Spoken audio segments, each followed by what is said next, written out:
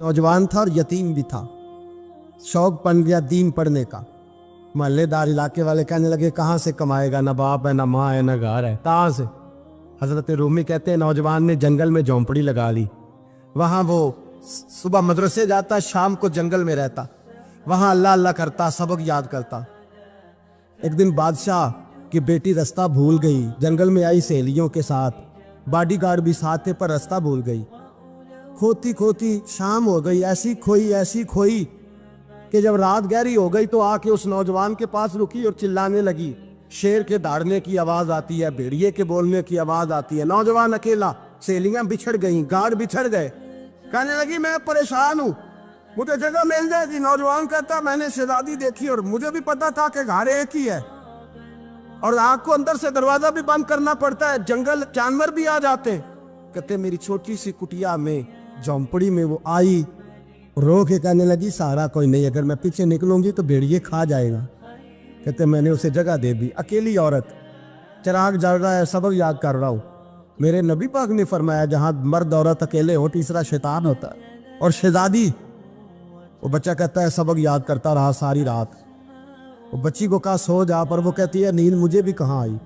ऐसे मौक़ों पर नींद, सारी रात सबक याद करता। थोड़ी थोड़ी देर के बाद चिराग जलता तो उस पर उंगली रखता, हाथ जलता तो पीछे खींचने, फिर दूसरी उंगली रखता, थोड़ी देर के बाद जलता तो खींचने, हाथ सारा जल गया।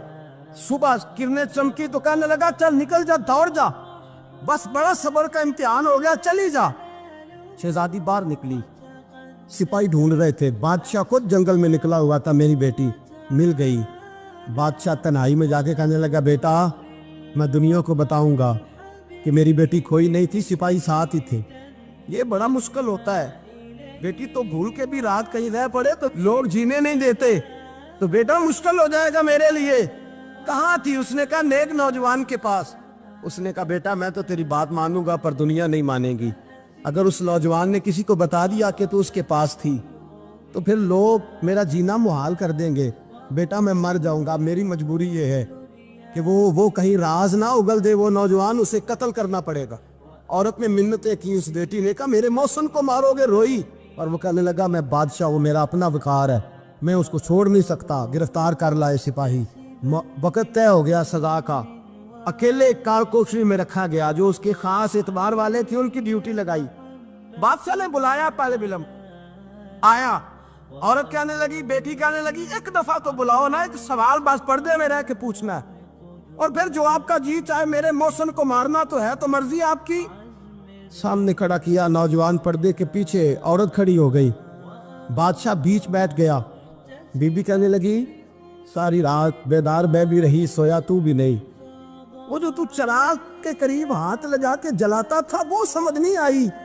नौजवान रो पड़ा, कहने लगा क्या करूं, मैंने रसूलुल्लाह का दीन पढ़ा है, क्या करूं, मैंने हुजूर का दीन पढ़ा है।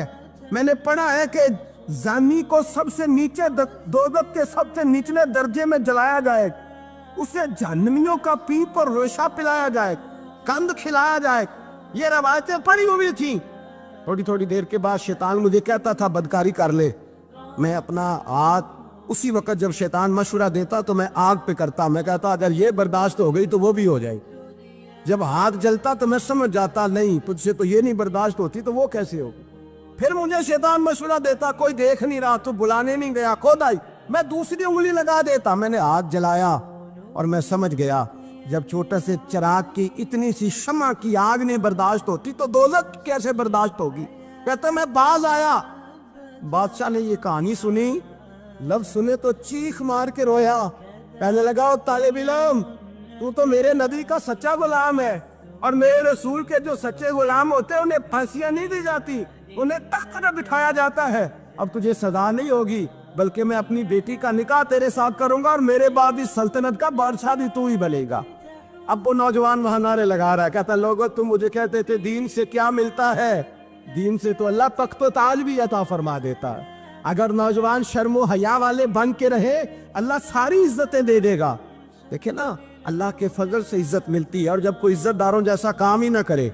एक बात और अर्ज करनी है पर वक्त थोड़ा रह गया। जवानों, मैं ना जब कभी परेशान होता हूँ ना तो मैं ये वाली बात खोल के पढ़ता हूँ वाला, ये बात ढारस बनाती है। ढारस توانائی دیتی ہے, پورا مضمون باندھا ہے. اعلیٰ حضرت کہتے ہیں بہروپیہ تھا, مداری, روپ بدل بدل کے دکھایا کرتا تھا, بادشاہوں سے انعام لیتا تھا. ایک دن اورنگزیب عالمگیر کے پاس آ گیا, کہنے لگا میں روپ بدلوں گا, اگر آپ پہچان نہ سکے تو میں انعام لوں گا.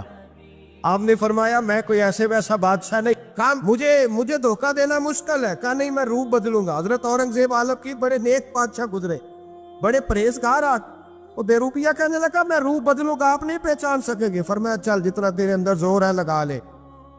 حضرت نے اعلان کیا کہ میں نے فوجی بھرتی کر دیں, 2 ماہ کے بعد ٹیسٹ ہوگا. وہ 2 مہینے دوڑتا رہا, رنگ روپ بناتا رہا, آیا ٹیسٹ دینے, 2-3 سپاہیوں کا امتحان لیا. اس کی باری آئی تو 10 روپے دیے, کہنے لگے تیرے آنے جانے کا کرایہ میں نے تجھے پہچان لیا ہے.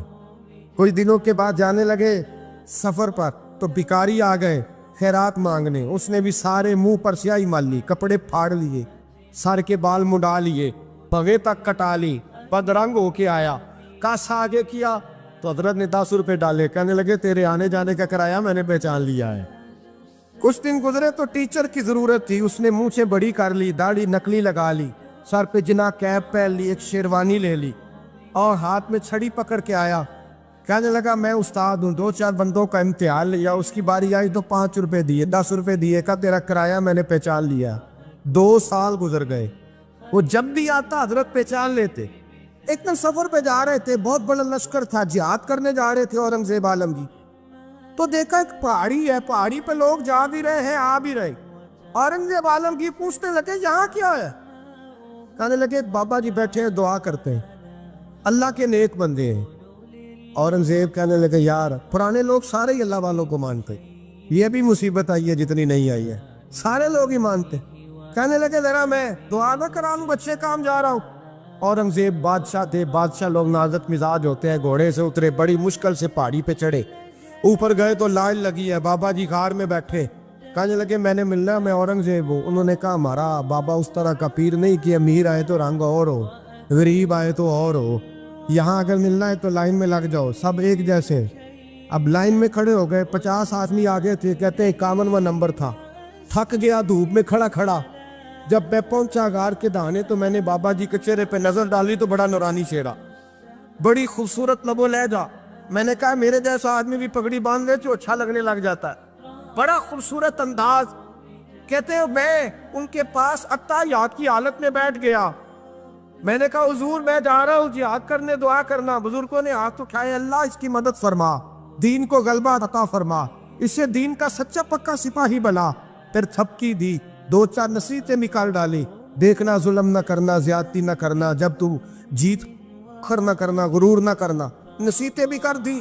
کہتے ہیں اب جب میں اٹھا تو 2-4 دینار بطور نذرانہ مسلح کے نیچے رکھے, اور الٹے قدم جب میں غار سے اترا انہوں نے رومال جھاڑا اور اٹھ کے کھڑے ہو گئے. کہنے لگے آج نہیں تو نے پہچانا, آج نہیں تو نے پہچانا, میرا انعام بنتا ہے, آج نہیں پہچانا, لا پیسے.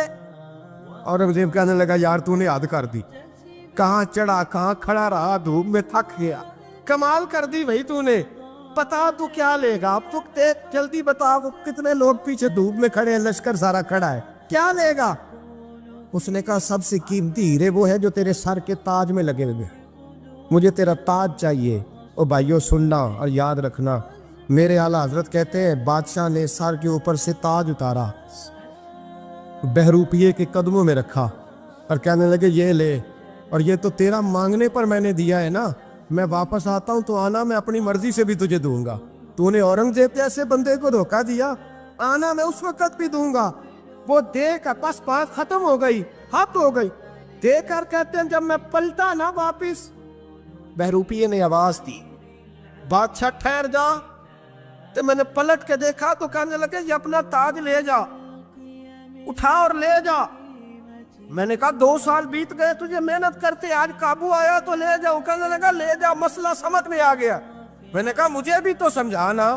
کہتے ہیں وہ پھوٹ پھوٹ کے رویا, اس کی آنکھیں برس پڑی, سیلاب کی طرح آنسو بہہ نکلے, تڑپا اور رو کے کہنے لگا بادشاہ میں نے جھوٹ موٹ رسول اللہ کی غلامی اختیار کی تھی, جھوٹ موٹ کی داڑھی, جھوٹ موٹ کی پگڑی, جھوٹ موٹ کا فقر, میں نے جھوٹ موٹ نبی پاک کا لباس پہنا ہے, تو تیرے جیسے بادشاہوں کے تاج میرے قدموں میں آ گئے ہیں. اگر میں سچ مچ رسول اللہ کا غلام بنوں گا تو اللہ کیا کچھ عطا فرمائے، اللہ کتنی نعمتوں سے نوازے۔ میرے اعلیٰ کیا فرماتے ہیں؟ اعلیٰ حضرت فرماتے ہیں فرشتے بھی کرتے ہیں تعظیم میری۔ کون جی؟ اللہ ایسا عقیدہ بھی کم ملے گا جو بریلی کے امام کا عقیدہ ہے، ایسا بھی کم۔ کہتے ہیں فرشتے بھی کرتے ہیں تعظیم میری۔ کیوں؟ فرمانے لگے فدا ہو کے ان پر یہ عزت ملی۔ بغداد کے ایک درویش عالم تھے، تو وہ جب بھی نماز پڑھاتے نا تو کسی تاجر کی 2 بیویوں کے بارے میں دعا مانگتے۔ توجہ ہے میری بات پر؟ نماز پڑھاتے تو کہتے اللہ اس تاجر کی 2 بیویوں کو اپنی خاص رحمتیں عطا فرما۔ ایک دن لوگ ان کے گرد اکٹھے ہو گئے، کہنے لگے بابا جی بتائیں تو صحیح وہ بیویاں کون تھی جن کے لیے آپ دعا مانگتے؟ تو فرمانے لگے میرے شہر کا ایک تاجر تھا، بہت بڑا تاجر تھا، مالدار تھا پر بے اولاد تھا۔ اسے بغداد سے ملک شام جانا پڑتا تھا تجارت کرنے، اور کئی مہینے اسے شام کے ملک میں رہنا پڑتا تھا۔ اس نے اس طرح کیا کہ وہاں بھی ایک شادی کر لی۔ توجہ ہے نا میری بات پر؟ کیا کر لیا اس نے؟ دوسری شادی کرنا مرد کے لیے جائز ہے، تیسری کرنا بھی، چوتھی کرنا بھی بھیا کے وقت، مگر اگر انصاف کر سکے تو۔ اگر چاروں میں ہم نہ آدھا مسئلہ سنتے ہیں اور آدھا ہی بیان کرتے ہیں، اگر انصاف نہ کر سکے پھر اس کے لیے 4 جائز، پھر وہ ایک ہی رکھے گا۔ تو عزیز دوست دوسرا نکاح کر لیا، شادی ہو گئی۔ اب وہ وہاں کچھ زیادہ وقت گزارنے لگا، مالدار آدمی تھا، بیوی کو مکان بھی لے کے دے دیا۔ اب وہ دیر سے آتا واپس، اور جب آتا بھی تو اس کے وہ والے انداز نہ ہوتے جو پہلے ہوا کرتے تھے۔ اب بیوی سے بڑا جاسوس بھی کوئی نہیں ہوتا، اس کو تو پہلے پتہ چل جاتا ہے کہ ماجرا کیا ہے، اسے بڑی خبر ہوتی ہے۔ تو اس نے محسوس کر لیا کہ بدلے بدلے سے میری سرکار نظر آتے۔ وہ کہنے لگی اب کہ جب آتا جاتا ہے تو اس کے حالات کچھ بدلے بدلے سے ہیں، ماحول کچھ اور ہے۔ اس نے ایک بوڑھا آدمی جو اس کا عزیز بھی تھا اور سمجھدار بھی تھا اس کو تیار کیا، کہنے لگی اب کہ جب ملک کے شام جائے نا تو اس کا پیچھا کرنا اور خبر کرنا کہ کہاں رہتا ہے، کہاں جاتا ہے، کیا کرتا ہے۔ وہ بوڑھے بزرگ جو تھے وہ خاتون کے کہنے پر کچھ اس نے کرایہ بھی دیا۔ وہ اس تاجر کے پیچھے گئے اور واپس آ کے خبر دی، کہنے لگے کہ یہ تو 2-3 سال بیت گئے، اس نے وہاں بھی شادی کی ہوئی ہے، تجھے بتایا ہی نہیں۔ بی بی بڑی سمجھدار تھی، حوصلہ مند، زیرت، اس نے شور نہیں مچایا۔ اس نے کہا کہ میں نا اب جب آئے گا نا تو طریقے سے بات کروں گی اور پوچھوں گی کہ ایسا کیوں کیا، اور یہ بھی اس نے آ کے بتایا کہ اگر تیرے ساتھ نکاح کے بعد اسے اولاد نہیں ملی تو اولاد وہاں بھی کوئی نہیں، یہ مکمل تفصیلات۔ اب جب اس دفعہ خامند آیا تو آتے ہی وہ بیمار ہو گیا، کمزور ہونے لگا۔ اب خاتون نے مناسب نہیں سمجھا کہ آتے ہی دڑام سے میں اس کے سر پر یہ ٹھوڑ دوں کہ تو نے نکاح کیا ہوا ہے اور مجھے بتایا نہیں۔ وہ ذرا تسلی میں رہی، کچھ وہ بیمار تھا، حوصلہ رکھا، خدمت کرتی رہی۔ کچھ دن گزرے تو وہ تاجر انتقال کر گیا، فوت ہو گیا۔ اب راز کھل نہ سکا، عدت گزاری، اور جب سارا مال جمع کیا نا تو اشرفیوں کی بوریاں بھر گئی۔ سارا مال اس بی بی کا، 4 بوریوں میں اشرفیاں، 4۔ یہاں تو پیٹ کا دوزخ ہے، معاذ اللہ، بھرتا ہی نہیں۔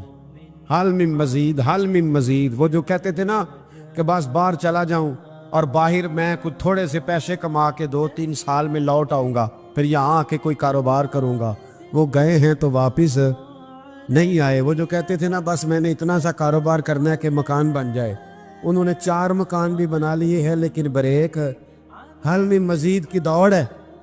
اب 4 بوریاں اس عورت نے چھپائے رکھی، کوئی بندہ نہیں جانتا بغداد میں کہ ملک کے شام میں تاجر کی دوسری بیوی بھی ہے۔ جب وہ فارغ ہوئی تو اس نے اس بوڑھے جاسوس کو پھر بلایا اور 2 بوریاں اونٹ پہ رکھی، خود بھی ساتھ بیٹھی اور ملک شام گئی۔ اللہ اکبر۔ وہ بزرگ کہتے ہیں میں ایسے نہیں دعا کرتا۔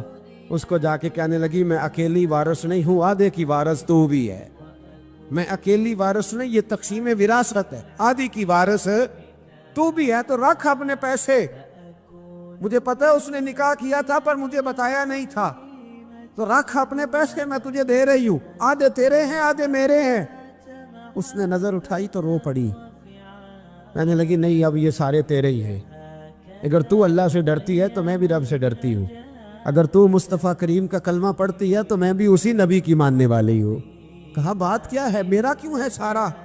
تو وہ خاتون کہنے لگی وہ 2 سال 3 سال سے میرے ساتھ نکاح تھا اور اس نے بتایا تھا مجھے کہ میری بیوی بھی ہے، اور میں غریب تھی تو میرے والدین کو بھی بتایا تھا کہ میری دوسری شادی ہے۔ یہ مکان اس نے مجھے لے کے دیا تھا، میرے تمام اخراجات وہ پورے کرتا تھا، نان و نفقہ کا خیال رکھتا تھا، لیکن اب کہ جب وہ آیا تو وہ بیمار تھا۔ اس نے مجھے بتایا کہ مجھے طبیب نے بتایا ہے کہ میں شدید بیمار ہوں، شاید بچ نہ سکوں۔ تو کہنے لگی وہ مجھے کئی لاکھ روپے بھی دے گیا اور جاتے دفعہ مجھے طلاق بھی دے گیا، فارغ کر گیا۔ کہنے لگا تو جہاں چاہے میرے بعد نکاح کر سکتی ہے، اور کہنے لگا میں چاہتا تھا پہلی بیوی کو بتا دوں، موقع نہیں بنا اور اس کا دل نہ ٹوٹے، بتا نہیں پایا، لہذا وہ مجھے ڈھیر سارے پیسے دے چکا ہے، سارا میرا حصہ مجھے پہلے سے دے چکا ہے۔ میری بہن اب یہ 4 بوریوں میں سے 2 میری نہیں بلکہ 4 کی 4 ہی تیری ہے، تو ہی اس کی حقدار ہے۔ تو بزرگ کہتے ہیں مجھے بتاؤ جن کے اندر اس قسم کے تقوی کی جھلک ہو ان کے لیے ہر نماز کے بعد دعا مانگنی چاہیے کہ نہیں مانگنی چاہیے؟ حضرت عمر کے زمانے میں ایک نوجوان تھا، نیک تھا، مسجد جایا کرتا تھا رات کو۔ تو مسجد جا رہا تھا تو رستے میں ایک عورت نے دعوت گناہ دی، ابن عساکر نے اس کو لکھا ہے۔ تو نوجوان تھا، خواہشات تھی، کچھ طبیعت مائل ہو گئی، ابھی ادھر جا ہی رہا تھا کہ کسی نے آیت پڑھ دی والی من خاف مقام ربی جنتان، جو رب کے سامنے کھڑے ہونے سے ڈرے گا اللہ 2 جنتیں دے گا۔ واقعی ڈر گیا، وہ واقعی ڈر گیا، اتنا ڈرا کہ بے ہوش ہو کے گر پڑا۔ بیماری سے لوگ بے ہوش ہوتے ہیں، پیسے ڈوب گئے بے ہوش ہوتے ہیں، بچے کے غم میں بے ہوش ہوتے ہیں۔ سچ بتاؤ کبھی خوف خدا سے بھی بے ہوش ہوتا کوئی دیکھا ہے؟